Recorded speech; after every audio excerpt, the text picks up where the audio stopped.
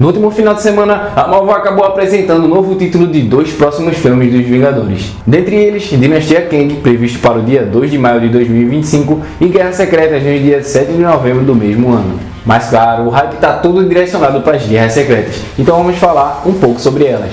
Enquanto a primeira edição de Guerras Secretas de 1984 foi um crossover acidental que ganhou importância com o tempo, a de 2015, por exemplo, funcionou como um soft reboot de toda a cronologia da editora. E ambas possuem elementos que estão aparecendo aos poucos no MCU. E antes, que era apenas um humor, agora sabemos que a Marvel tem sim uma adaptação para o MCU de Guerras Secretas. Afinal, se todas as principais sagas da editora estão a caminho dos cinemas e do streaming, por que não a maior de todos os seus eventos dos quadrinhos? Guerras Secretas é um evento gigantesco, mas e aí? O que são as Guerras Secretas? E o que vai se passar nesse novo filme dos Vingadores? Quer saber de tudo? Vem com a gente!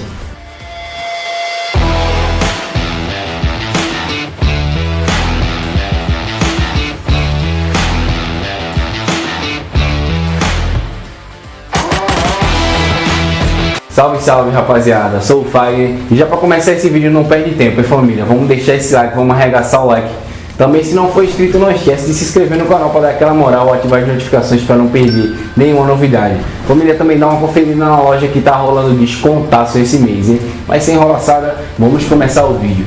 E vamos por ordem cronológica, né, família? Vamos falar das primeiras Guerras Secretas. Já vamos começar falando sobre as entidades, os Beyonders. Já que estamos falando especificamente sobre as duas edições do evento, aqui vai um resumo sobre o que pode ser considerado o primeiro grande crossover de um universo compartilhado dos quadrinhos de super-heróis. Já havia acontecido algumas reuniões de heróis da editora, mas nada assim tão amplo reunindo todos os principais heróis da franquia. Em 1980, a Marvel, em setor geral, observava um declínio no interesse sobre os gibis de super-heróis. Desde aquele tempo, o segmento de brinquedos dependia bastante desses personagens e histórias. Nessa época, um fabricante de brinquedos, a famosa Mattel, entrou em contato com a Marvel para que ela criasse uma edição que reunisse seus principais heróis e vilões, e assim unisse uma batalha épica para que pudessem criar uma nova linha de brinquedos. Assim, nasceram as Guerras Secretas em 1984, com uma premissa muito simples: um ser misterioso e onipotente conhecido como Beyonder reuniria os maiores heróis e vilões da Terra em um mundo arena de combate conhecido como Battleworld. A única intenção dessa entidade seria fazer um teste, rapaziada. Ele só queria ver quem era o mais poderoso de todos os humanos na Terra. E também, aquele que saísse vencedor dessa batalha poderia conceder todos os seus desejos com Beyonder. Eis que, embora a motivação e o próprio Beyonder em si fossem fraquinhos, a ideia deu certo e fez um tremendo sucesso, causando mudanças no status de diversos personagens. Foi daí, família, que nasceu o simbionte que transformou a roupa do Homem-Aranha em preta, que anos após ficou conhecido como Venom. Além disso, depois das Guerras Secretas, tanto a Marvel Comics como a DC Comics perceberam um grande interesse do público em uma continuidade em que os personagens interagissem com mais frequência, em uma cronologia que fizesse mais sentido. A história tem momentos que se tornaram clássicos, como quando o Hulk evitou que todos fossem soterrados, segurando uma grande carga de terra sobre os heróis. Isso foi adaptado em Vingadores Ultimato e em Doutor Destino 1, quando o Doutor Destino tentou manipular o poder do Beyonder para si mesmo. Mas também existe um rumor fortíssimo sobre a aparição do Beyonder, rapaziada. Como a Marvel acabou anunciando Dinastia Kang antes das Guerras Secretas, existe uma teoria fortíssima sobre a origem do Beyonder nesse filme das Guerras Secretas. Ele pode acabar sendo substituído pelo Kang, o que eu acho uma teoria bem forte, já que inseriram o Kang no MCU antes das Guerras Secretas. Então possa ser que ele seja utilizado no próximo Vingadores do mesmo ano. Eu acredito que isso possa acontecer, família. Comenta aí o que vocês acham. As primeiras Guerras Secretas foram lançadas em 84, e a partir daí a Marvel começou a pensar em mais crossovers dentro de suas franquias, como a saga Massacre dos Mutantes com os X-Men, e até publicou uma continuação em Guerras Secretas 2, que não deu muito certo. Claro, eles só fizeram isso para dar um follow-up, rapaziada. Eles só queriam aproveitar o hype que teve da estreia e tentaram dar uma continuidade, mas não deu muito certo. Depois disso, a Marvel entrou em declínio nos anos de 90 e assim chegou a abrir processo de falência, vendendo algumas de suas propriedades mais importantes para estúdios de cinema. E foi daí que surgiram tendas sobre os direitos de alguns personagens, né, como o Homem-Aranha, que esse problema persiste até hoje. E somente com a reformulação da editora é que o segundo evento oficial de Guerras Secretas começou a ser planejado. E antes de chegarmos à Guerras Secretas de 2015, vamos citar um pouco dessa história da reformulação da Marvel. Bem, com a virada dos anos 2000, Joe Quesada se tornou editor-chefe da Marvel Comics. Tinha como principal objetivo recuperar algumas franquias que andavam mal das pernas, como a Homem-Aranha e a dos Vingadores. Galera, é meio difícil acreditar, mas nos anos 2000, tanto a franquia de Vingadores como a franquia de Homem-Aranha eram fraquíssimas e não rendiam tanta grana quanto rende hoje para a Marvel. Mas sabe como é? Convencer executivos a começar do zero conceitos que vinham dando muito certo ao longo de décadas não é algo fácil. Então a Marvel separou o universo Ultimate, a Terra 1616, como um laboratório para a criação de uma linha alternativa, com vários de seus principais personagens atualizados para os novos leitores. Assim tivemos uma nova história de origem para o Homem-Aranha, assim como também vimos para os Vingadores e o Quarteto Fantástico. Os Vingadores estavam basicamente desmantelados para começar tudo de novo. A linha Ultimate começava a prosperar, trazendo uma abordagem mais crua e realista para os Vingadores, e um Homem-Aranha que caiu nas graças do povo. Um exemplo é Miles Morales, que fez tanto sucesso que a produtora já até pensou em trazer ele para a linha principal. Embora desde o início ela tivesse prometido que a Terra 1616 ficaria completamente separada da Terra 616. Eis que em 2018, com o lançamento de Homem de Ferro, as produções da Marvel também começaram a ganhar evento dos quadrinhos nas telonas. Isso foi para que o público pudesse conhecer mais facilmente o que via nos cinemas nas páginas das revistas. A abordagem de Tony Stark e a aparição de Nick Fury por acaso mudaram por causa disso. E aí é que some a treta entre a Marvel e a Fox, né, que é uma companhia que possui direitos de alguns dos personagens da Marvel. E o retorno dessas propriedades era uma coisa que devia ser feita. Isso levou o Isaac Perlmutter, o então presidente da Marvel, que abrangia na época a divisão de filmes e séries, a proibir que os criadores de quadrinhos criassem novos heróis ou tramas relevantes para os X-Men e o Quarteto Fantástico, franquias que estavam presentes na Fox. Sim, Fagner, mas por que você falou toda essa chatice dessa treta? Calma, rapaziada, é que as Guerras Secretas de 2015 tem tudo a ver com isso. Pois bem, faça a contabilidade. Os Vingadores ganhavam força novamente nos quadrinhos, especialmente por conta da reformulação que atualizou o Capitão América, Thor e Homem de Ferro, e com sagas do exemplo de Guerra Civil e a Invasão Secreta. Os X-Men e o Quarteto Fantástico estavam na geladeira devido às tretas dos bastidores de Hollywood. Elementos vistos nas adaptações da Marvel Studios começavam a aparecer nas HQs, e finalmente a linha Ultimate já tinha revistas e arcos que competiam com o sucesso dos títulos tradicionais.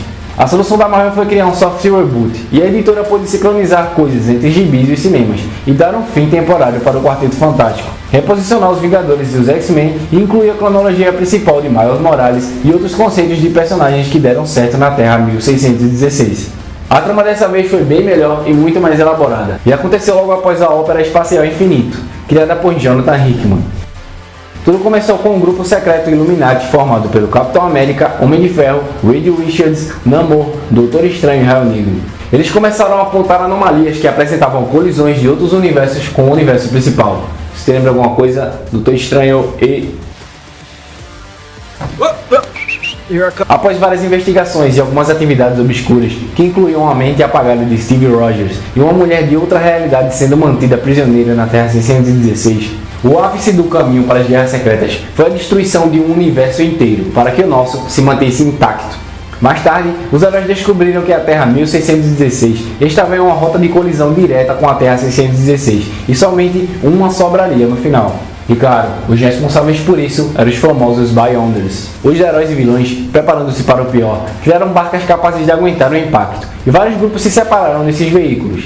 Na linha de frente ficaram o Doutor Estranho e o Doutor Destino, e embora Estranho não concordasse com essa parceria, ele aceitou porque no fim das contas, somente Destino poderia suportar o poder que ele pretendia absorver para evitar a destruição total de uma ou de ambas as terras. Imagina, família, Doutor Estranho e Doutor Destino juntos, trabalhando em equipe. Isso é meio improvável, mas possa ser que aconteça nas Guerras Secretas. Depois disso, tivemos um evento em si, mostrando o Battleworld, um lugar remodelado com várias versões de heróis e vilões, vistas no passado em diversas histórias do multiverso Marvel em um só lugar. E em meio aos zumbis Marvel, a comparação do Thor e o velho Logan em muitas franquias em diferentes épocas interagindo em um só lugar, a história principal tem um certo ar de Game of Thrones, com o Destino comandando a realidade distorcida ao lado do Doutor Estranho e de sua família, o Quarteto Fantástico, mas sem Ben Green, que se tornou a Muralha Castelo, e sem o Tocha Humana, morto. Coube a Reed Richards comandar a rebelião, contra a Mão de Ferro de Destino. No final, Reed e outros heróis da Terra conseguem encontrar o Homem Molecular, que assim como nas outras Guerras Secretas, servia como um tanque de energia para o Doutor Destino. E como encerramento, após as realidades se juntarem em uma nova Terra 616 novamente, os outros universos passaram a prosperar sob a vigilância do Quarteto Fantástico, que se aposentou recuperando o multiverso. Essa foi uma forma da Marvel aproveitar tudo que tinha vingado na linha Ultimate e na cronologia oficial, e também de alinhar suas obras com as produções da Marvel Studios. E foi uma maneira de manter o Quarteto Fantástico longe dos quadrinhos por um bom tempo. Somente depois da venda da Fox Film para a Disney é que os gibis da primeira família de heróis voltaram a ser publicados mensalmente. E por isso o anúncio da adaptação e da volta da franquia foram muito comemorados na época. Mas aí, depois de saber tudo sobre as Guerras Secretas, como as Guerras Secretas podem acontecer no MCU? As Guerras Secretas já foram anunciadas desde o primeiro episódio de Loki e ganharam um reforço no episódio final. A Autoridade de Variação Temporal, ou Time Variance Authority, TVA em inglês, explica que no passado houveram guerras multiversais que comprometiam a realidade.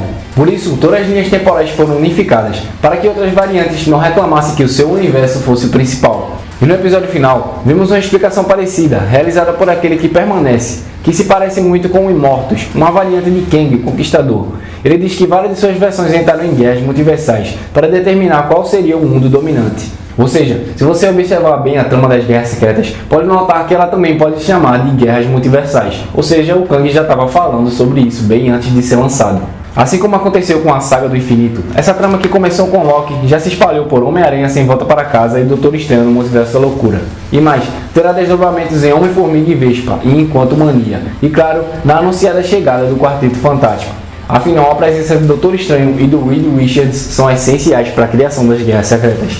De acordo com o que vimos aqui até agora, as Guerras Secretas, assim como grande parte das adaptações do MCU, não devem seguir a risca do que acontece nos quadrinhos, e também devem se basear mais na segunda versão do evento.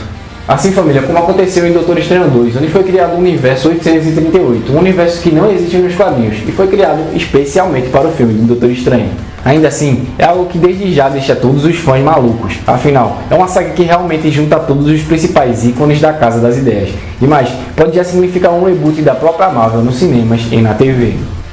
Mas aí, meu nerd, eu quero saber de você. O que você acha que vai acontecer nas Guerras Secretas? Quem que você acha que vai aparecer? Não esquece de deixar isso nos comentários.